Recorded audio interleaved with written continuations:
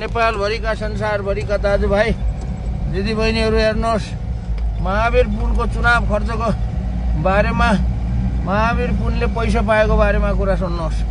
अरू उम्मेदवारहरूले चाहिँ जनतालाई भोट माग्नको लागि पैसाको बिटो माग्छन् भन्ने सुनेको छु। यो गाउँमा म अस्तितिर घुम्दाखेरि पनि मान्छेहरूले हामीले पनि बिटा लिएर खायौँ भनेर भनेको सुनियो। अब तर कुरा के हो थाहा छैन, नदेखेको कुरा, थाहा नपाएको कुरा। तर महावीर पुललाई चाहिँ चुनावमा चाहिँ यो चुनाव खर्चको लागि भनेर चाहिँ बरु उल्टै गाउँलेहरूले मतदाताहरूले जस्तै पैसा दिइरहेका छन्। पैसाको फुलमाला लगाइदिएका छन्।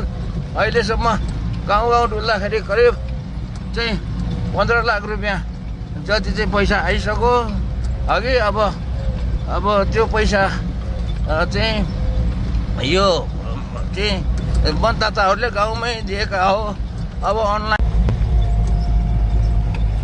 नेपालभरिका संसारभरिका दाजुभाइ दिदीबहिनीहरू हेर्नुहोस्, महावीर पुलको चुनाव खर्चको बारेमा, महावीर पुलले पैसा पाएको बारेमा कुरा सुन्नुहोस्।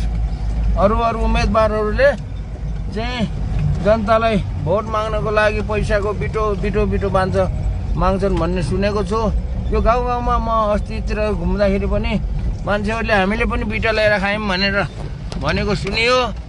अब तर कुरा के हो थाहा छैन, नदेखेको कुरा, थाहा नपाएको कुरा।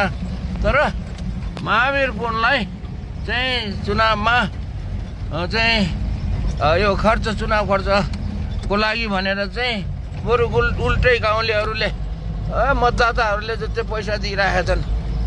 पैसाको फुलमाला लगाइदिएका छन्। अहिलेसम्म गाउँ डुल्दाखेरि करिब